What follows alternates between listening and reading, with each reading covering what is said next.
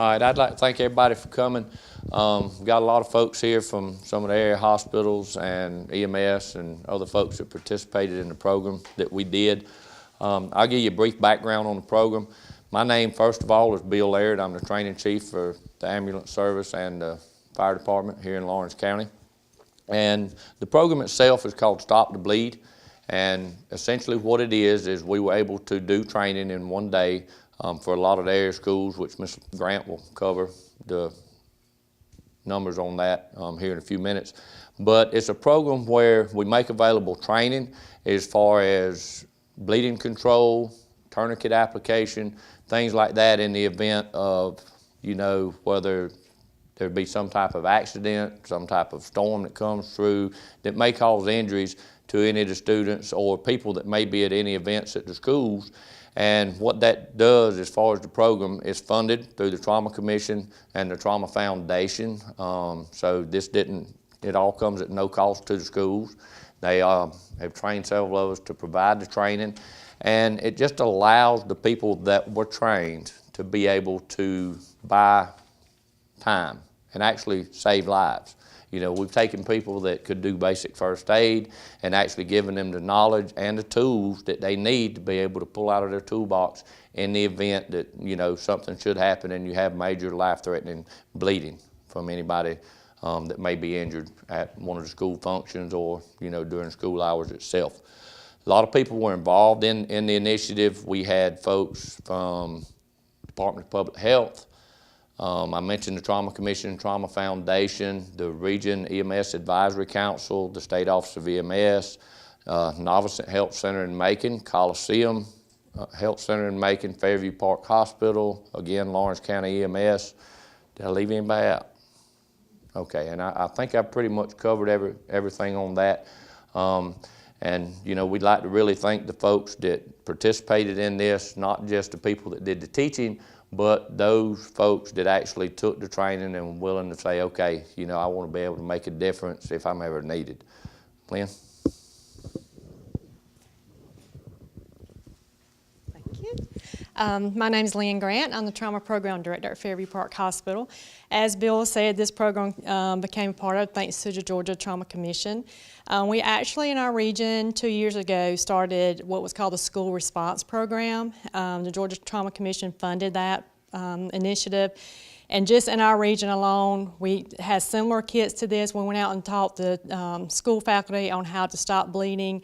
And then last year we went back to the Capitol and asked for more funding. So we were granted that. So every public school in Georgia will have the opportunity to have this training as well as get these kits. Every school will get 12 kits that they're trained. That have tourniquets, that have pressure dressings and gloves to help protect the person that's using them.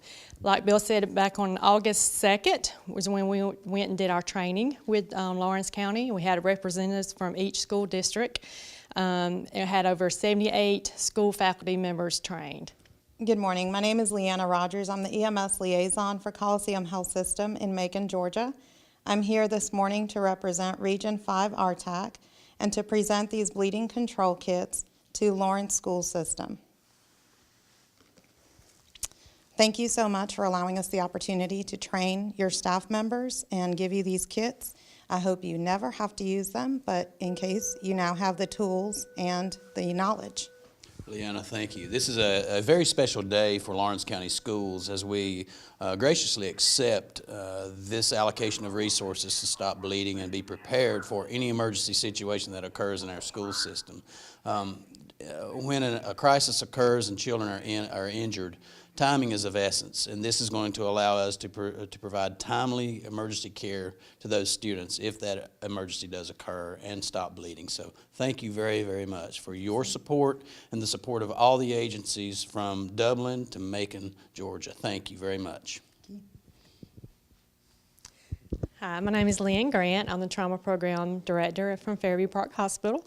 And on behalf of the hospital, we are very pleased to be part of this initiative and the training and being able to provide all this training and kits to Lawrence County schools. I'm Tawny Campbell. I'm the trauma analyst at Coliseum in Macon, and we are very excited to be a part of this. To provide the layperson with the confidence they need and the skills they need to make a difference is very exciting. Thank you. Hello, and I'm Dr. Jameson Trevick, Associate Superintendent of Schools here in Lawrence County. And on behalf of Lawrence County Schools, we would like to say thank you for providing these kits as part of our toolbox for our safety teams in our schools.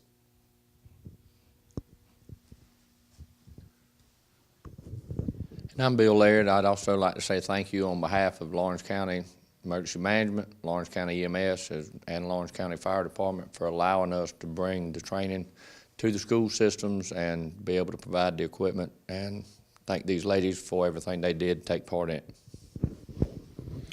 My name is Kurt Kersey. I'm over Facilities and Safety with Lawrence County, and I just appreciate the opportunity to be trained.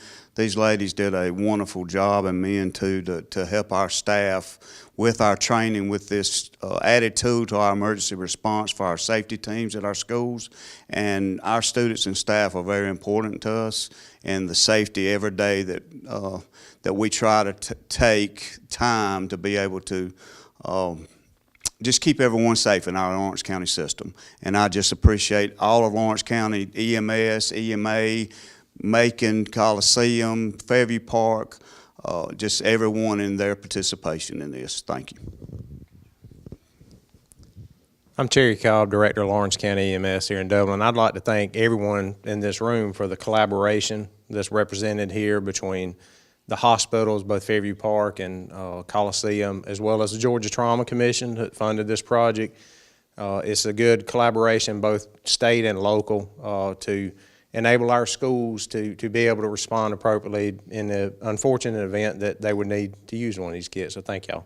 Hi, I'm Anna Grace with Myers Equipment and Supply, your dealer for the complete line of Can-Am side-by-sides and ATV products. For hunting, farming, or riding the trails, Can-Am has the models you need. If you choose the Can-Am Defender side-by-side, which is engineered to maximize a hard day's work on the farm or on a hunt, Defenders offer 20% more torque than its rivals. You can carry 1,000 pounds of payload or tow 2,000 pounds of cargo.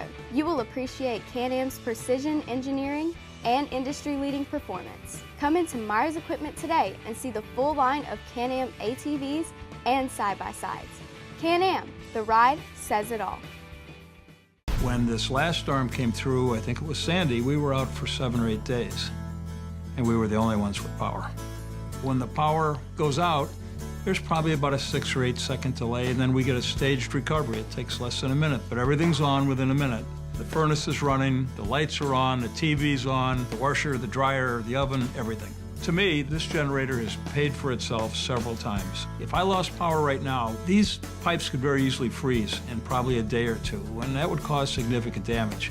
And maybe insurance would cover it once, but I really don't want to go through having my walls torn out and the pipes replaced. My family's going to be safe and secure in my house because of this generator. That gives you that feeling of security that, to me, is priceless.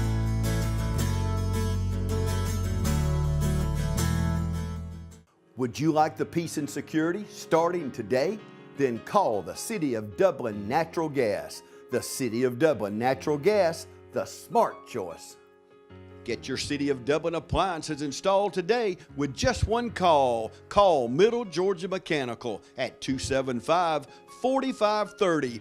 Big rebates and 0% for 60 months, and we'll just add it to your City of Dublin gas bill. Middle Georgia Mechanical. Ladies and gentlemen, we're here with Mr. Bill Laird, and he's going to share with us about the Stop the Bleed initiative so that we'll have an understanding of where this all began.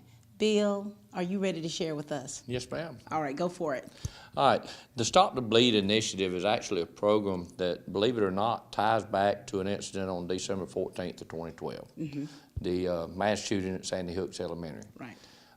Immediately following that, the American College of Surgeons, the FBI, Department of Homeland Security, they all got together and decided that they needed to go over autopsy reports from not just a mass shooting like that, but tornadoes that had been through areas and people, you know, major events that cause large numbers of lives to be lost. And so they found out that all of these people were bleeding to death.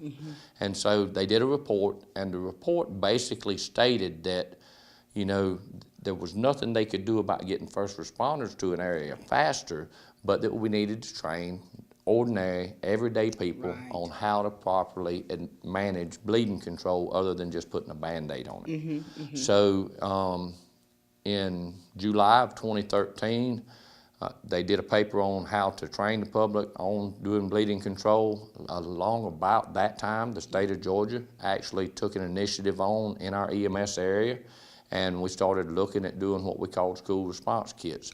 We have since adopted the national, you know, American College of Surgeons program, which is the Stop the Bleed program. And the state of Georgia has really taken a hold to it. We're doing training, not just for the local school systems.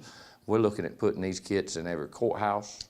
We're putting these kits in response vehicles that law enforcement officers drive, as well as first responders, firefighters, things like this.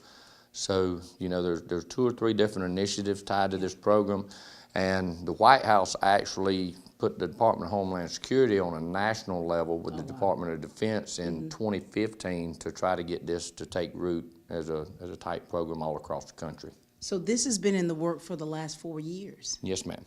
And we've had some very beneficial folks and smart folks here in Georgia that saw it coming, and they've actually gotten us ahead of pretty much the rest of the area and several other states in doing this training. And this is such a blessing when you really think about the heart of the matter, Bill. And of course, in your line of work, you handle so many adverse situations anyway. And so what is it for, to have the community to take part in this and for this to be a part of our community? What does that mean for us? Well, average response time for an ambulance, you know, and we use law enforcement officers, and that's the reason we're training them as well as firefighters, but the average response time on a national level for an ambulance is between 8 and 9 minutes. You can bleed to death between 3 and 5 minutes. So the time it takes you to call 911, the ambulance be dispatched, you know, whoever, if they have life-threatening bleeding or arterial bleeding, we're giving the tools to the people, whether it's a tourniquet for, you know, an arm or a leg, or if it's, you know, some other wound that they actually have to pack full of some of the equipment that's in the bags. They can, you know, at least slow the bleeding enough to keep the person alive, or they may even stop it. That's right. And so here it is, you know, as you all talked earlier about, you trained 78 people within the whole school system, along with the emergency entities as well, to be prepared to do this. Yes, ma'am. And so we want to know about this training. Would you be the one to speak on that? I could, and that would be fine. Share with us about this training, Bill, because we want the people out there to know the work that has gone into not just looking at these kits, but what this stands for and what this represents, and just the spirit of excellence that you all work in working together collaboratively for this, you know. Okay, and the training itself, it takes about 4 hours to do. And what we do is we come in and we actually go beyond the basic first aid level with the training. We look at, you know, identifying the wound, at determining whether we need to apply a tourniquet. We train people on how to use the tourniquet. And, you know, normal bleeding control, if you had a wound on your arm, you just want to put pressure on it. That's what we're told. Most of the time that works, but suppose it doesn't. You know, if you have an arterial bleed and it's, you know, every time your heart beats, the blood's spurting out, there's stuff in here where we actually teach, and we actually teach techniques that have been improvised and developed and found to be effective on the battlefield. This is what, we're giving the same equipment that saves a soldier's life every day to the school systems, to the law enforcement officers, and, you know, trying to put them in government buildings, you know, all throughout the state. And during the training, they learn to apply that pressure. But they also learn to identify the type of bleeding it is. Whether they need to apply a tourniquet to your arm and then move on to somebody else that may have a wound, you know, in their groin area where they can't put a tourniquet. Well, then we have the equipment and we train them on how to actually pack that wound, just like a surgeon may do, to help stop the bleeding at the site down below the puncture wound. You know, as you're talking, from my experience, of course, as a military spouse and knowing, having many friends that are medics, when a soldier is in theater, that means when they're in Iraq, when they're deployed, they have to have a certain, a way of doing things to stop that bleed. And this is what reminds me. It reminds me of the military packs that they use. It's based on that same pack. Okay. We give the same equipment. Actually, now the tourniquets that are in these bags are what the military are using, and the only difference is each soldier is given 2 of them, and due to cost and trying to get as many bags out, we put 1 per bag. But like with Lawrence County school systems, they're receiving, I think each school system within the district is receiving like a dozen bags. That is wonderful. That is wonderful. Well, thank you, Mr. Laird, for sharing with us. This is a great thing for Dublin Lawrence County, and we appreciate the professionalism that you have in doing so. Thank you. All We right. enjoyed it. Bill Laird, ladies and gentlemen, Training Chief. We just had such an interesting talk with Bill Laird, just talking about the Stop the Bleed initiative, and then of course segueing into about the training. And so we've got 3 people who have played a tremendous part in this, and of course we want you all to share with us from your perspective about the training. Mr. Kersey, if you would share about the training within the school system itself and how you all maneuvered and made that happen.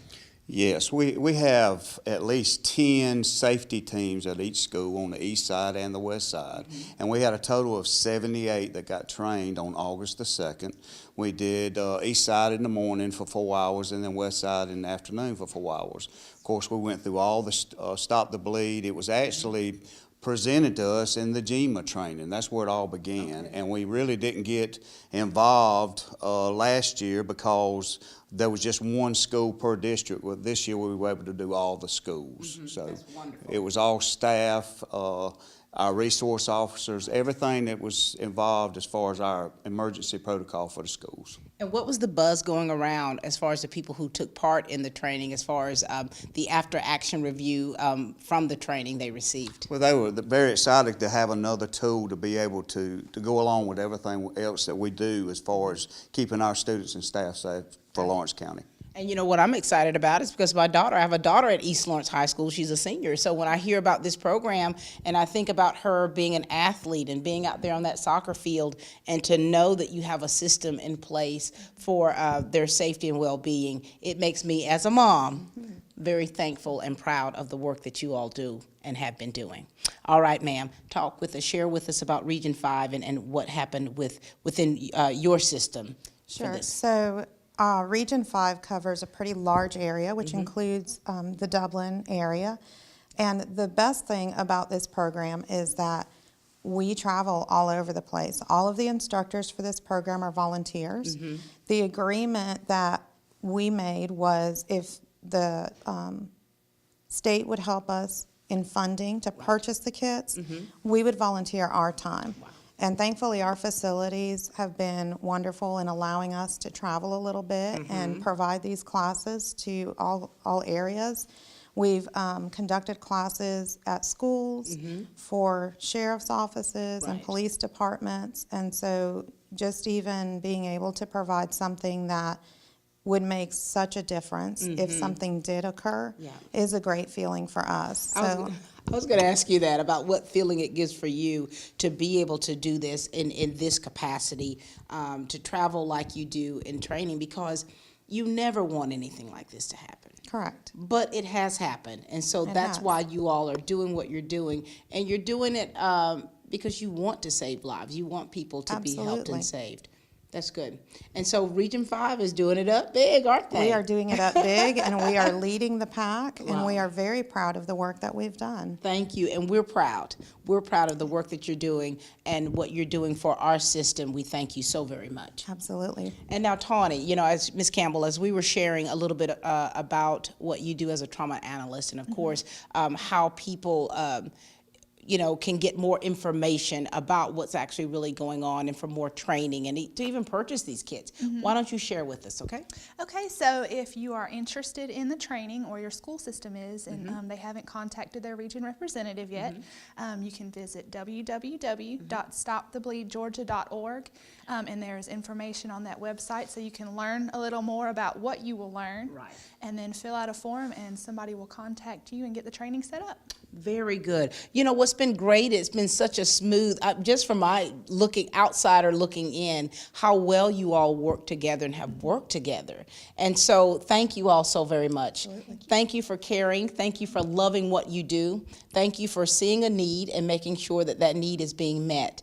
And you're doing so very well here with the Lawrence County Board of Education in our school system. So we thank you all very much. Thank you. All right, ladies and gentlemen, you've witnessed today what took place in order to make sure the Stop the Bleed initiative was installed here within Dublin Lawrence County, and you've met some of the people who worked very hard and very diligently to make sure it has. And so we as a community appreciate each and every one of you. We pray that this never happens to where it would need to be used, but just in case it is, we are well prepared and well trained. So thank you all so much. Thank you. That's all the time we have for Real Talk here on TV 35, and please keep watching.